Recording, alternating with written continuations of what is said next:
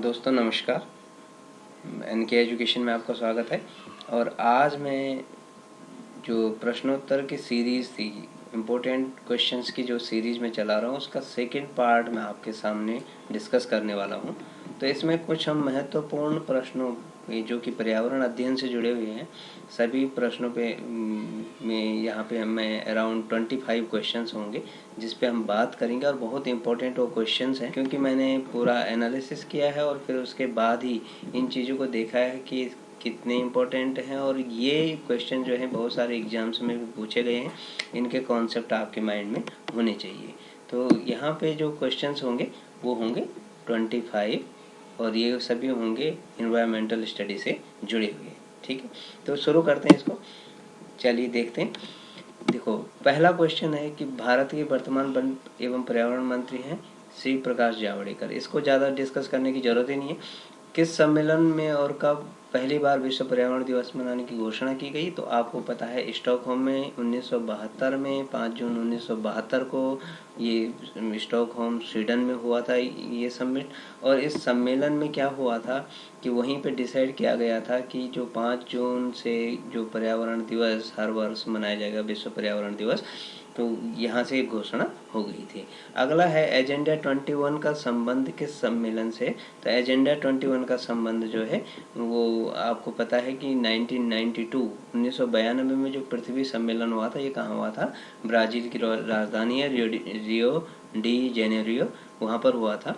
तो ये एजेंडा 21 है। 21 जो पॉइंट्स थे वहाँ पे इन्होंने वो शर्तें वहाँ पे रखी थी और इसीलिए इसको एजेंडा 21 का नाम देते हैं या उसको एजेंडा 21 के नाम से जानते हैं। तो आपको सिंपल एक क्वेश्चन जो ये मैंने खुद भी फेस किया हुआ है एग्जाम में कि एजेंडा 21 का संबंध किससे है, तो ये पृथ्वी सम्मेलन से है और 1992 में पृथ्वी सम्मेलन हुआ था, राइट। उसके बाद हम आगे चलते हैं। चिपको आंदोलन की शुरुआत कहाँ से हुई थी? तो चिपको आंदोलन की शुरुआत 1973 में उत्तराखंड से हुई थी। इसके जो मेन जो श्रेय जाता है, पहले स्टार्टिंग में इसका श्रेय जाता है, ये चमोली के रैणी गांव वहाँ से शुरू हुई थी। और गौरा देवी इसकी जो मेन जो महिला हैं जिन्होंने सबसे पहले इसकी शुरुआत की।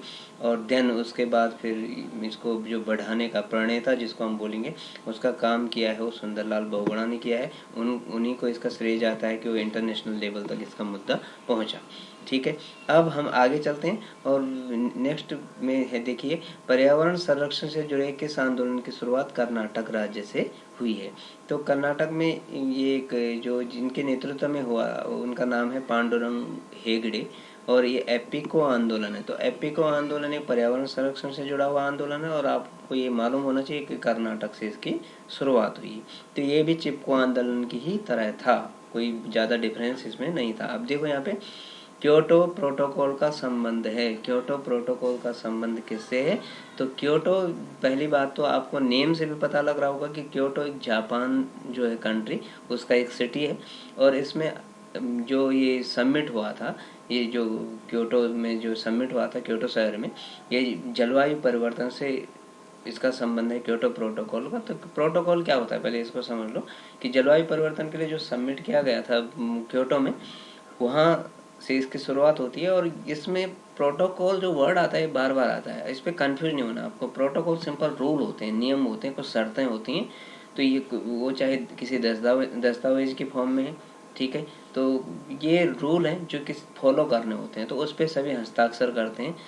दैट मीन्स एक संधि है, उस पर हस्ताक्षर कि भाई हमें क्या करना है। तो इसका जो मेन क्या था कि पहली बात तो डेट क्या थी कि 11 दिसंबर 1997 एंड ये 16 फरवरी 2005 से ये क्या किया गया, लागू किया गया। इसका मेन उद्देश्य क्या था इस जो समिट का? तो इसका मेन उद्देश्य था कि ग्रीन हाउस गैसें जो कि ग्लोबल वार्मिंग के लिए जो उसको बढ़ावा दे रही हैं, उनका उत्सर्जन जो, क्योंकि देश जब बहुत सारे देश हैं जो बहुत ज़्यादा मात्रा में ग्रीन हाउस गैसेज का उत्सर्जन करते हैं, तो इसीलिए उस वहाँ पे डिसाइड किया गया कि सब जो देश हैं वो इसमें कमी लाएंगे, जो उत्सर्जन कर रहे हैं उसमें कमी लाएंगे ताकि हम ग्लोबल वार्मिंग जैसी समस्या से थोड़ा निजात पा सकें। तो अब नेक्स्ट क्वेश्चन पे चलते हैं। भारत में किस अधिनियम द्वारा स्टॉकहोम सम्मेलन की घोषणा को लागू किया गया?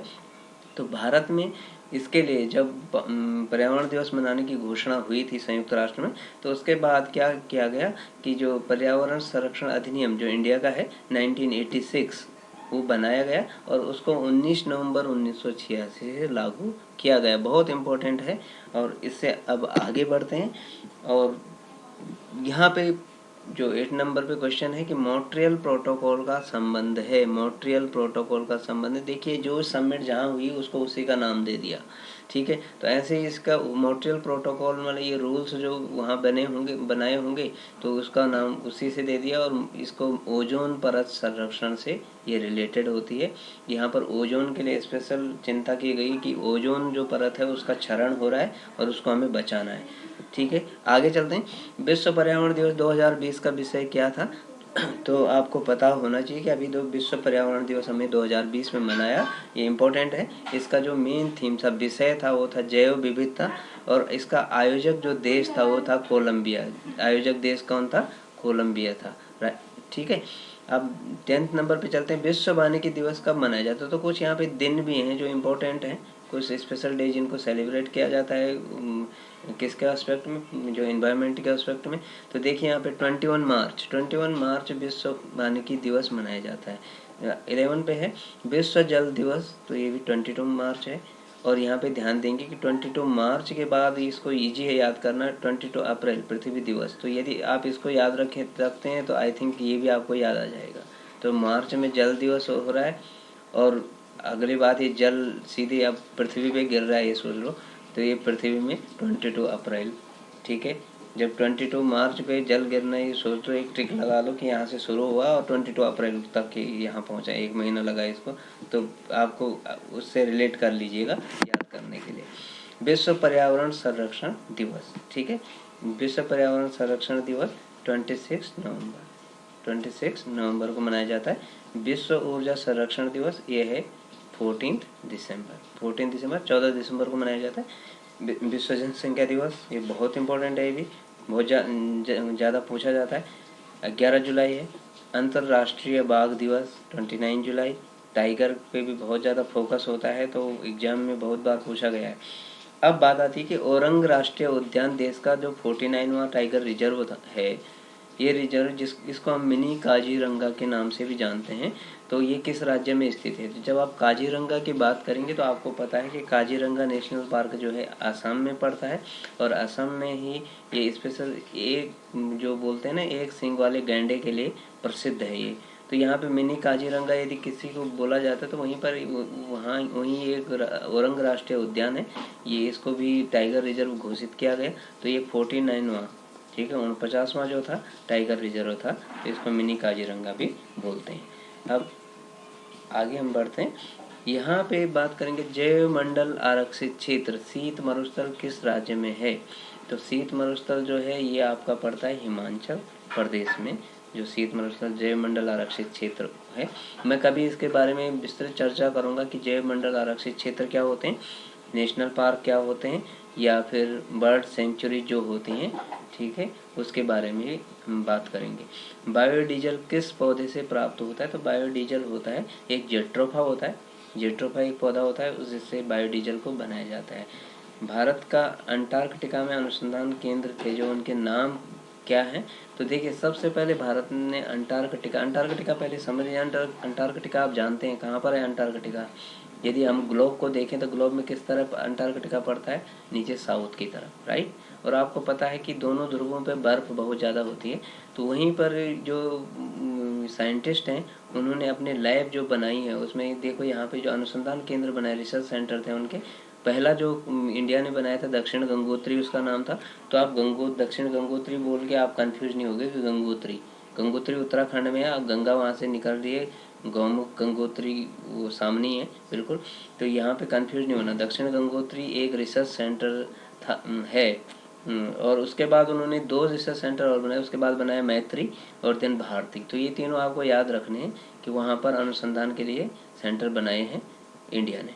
भारत का जल पुरुष माना जाता है। जल पुरुष देखिए कई जगह मैंने देखा है इसको, इस क्वेश्चन को भी, कि भारत का जल पुरुष माना जाता है। कि राजस्थान में एक राजेंद्र सिंह थे जिनको ब्रह्मन मैगसेसे अवार्ड मिला हुआ था, तो उनको भारत का जल पुरुष की संज्ञा दी गई है। राष्ट्रीय पर्यावरण अभियांत्रिकी शोध संस्थान कहाँ स्थित है? ध्यान देंगे, राष्ट्रीय पर्यावरण अभियांत्रिकी शोध संस्थान कहाँ स्थित है? तो नागपुर महाराष्ट्र में स्थित है, राइट। वायुमंडल में किन दो गैसों का प्रतिशत अधिक है? तो ये तो आपको कॉमन सा क्वेश्चन है, लेकिन N2 नाइट्रोजन सबसे ज़्यादा होती है, 78% नाइट्रोजन है, और उसके बाद ऑक्सीजन है 21%। यदि कार्बन डाइऑक्साइड की बात करेंगे तो 0.03% होती है। पर्यावरण से मैत्रीपूर्ण उत्पादों को क्या दिया जाता है? कोई भी प्रोडक्ट होता है जिसको हम बोलते हैं ये इको फ्रेंडली है, तो इको फ्रेंडली हम क्यों बोलते हैं? और क्योंकि वो पर्यावरण के लिए क्या होता है? फायदेमंद होता है। कहने का मतलब वो नुकसान नहीं पहुंचाता जो पर्यावरण को है, इसलिए उसको जो मार्क दिया जाता है, उस पर जो स्टैंप लगाई जाती है एक किस्म से, जो ठप्पा लगता है उस पर, वो है इको मार्क, राइट। उसको हम इको मार्क बोलते हैं। अब ध्यान देंगे कि ग्रीन मफलर का संबंध है, और ये बहुत ज़्यादा पूछे जाने वाला क्वेश्चन है, क्योंकि देखिए जो एग्जामिनर होता है वो हमेशा इस तरह के क्वेश्चन पे फोकस करता है जहाँ पे आप कन्फ्यूजन में आ रहे हो, ठीक है। ये ज़्यादातर देखा गया है कि कन्फ्यूजन में आप आ जाएंगे इजीली। देखो, ग्रीन मफलर का संबंध है, तो ग्रीन मफलर क्या होता है पहले इसको समझ लीजिए। यदि एक रोड है तो हम देखते हैं सिटी में भी आजकल रोड के बीचों बीच में क्या किया जाता है, उसमें पौधे लगा दिए जाते हैं, पेड़ लगा दिए जाते हैं। रोड यदि डबल साइडेड रोड है तो बीचों बीच में एक लंबी कतार किसकी लगा दी जाती है? पौधों की लगाई जाती है। वो करता क्या है, उसका जो संबंध होता है उसी को हम ग्रीन मफलर बोलते हैं। वो जो बेल्ट बनाई जाती है बीच में, और उससे उस ध्वनि प्रदूषण से उसका संबंध होता है कि वो ध्वनि प्रदूषण को कम करता है। कैसे? कि बीच में यदि एक इस तरफ की गाड़ियाँ चल रही हैं और दूसरी तरफ भी चल रही, बीच में यदि पेड़ों की कतार है तो इधर का उधर वो शोर जो होता है वो कम हो जाता है, ठीक है। तो ये ध्वनि प्रदूषण जो होता है थोड़ा कम सुनाई पड़ता है, तो उसकी मात्रा कम हो जाती है, तो इसी को हम ग्रीन मफलर बोलते हैं। और ग्रीन मफलर का संबंध होता है ध्वनि प्रदूषण से, इस चीज़ का आप ध्यान रखेंगे। तो आशा है आपको ये क्वेश्चन का जो कलेक्शन है आप नोट भी कर रहे होंगे, आपकी तैयारी अच्छी हो रही होगी, और हम फिर अगले वीडियो में फिर मिलेंगे आपसे। और एक चीज़ आपसे ज़रूर कहना चाहेंगे कि इसके जब भी आपको कोई भी यदि वीडियो देखने से फ़ायदा होता है तो आप ज़रूर उसको लाइक कमेंट करें, शेयर करें, सब्सक्राइब करें, और बेल आइकॉन यदि आप प्रेस कर देंगे तो उससे क्या होगा कि जितने वीडियो मैं आपके लिए बनाता हूँ वो आपके पास उनकी नोटिफिकेशन आ जाएंगे। तो बेल आइकॉन को आप ज़रूर प्रेस कर दें। Thank you.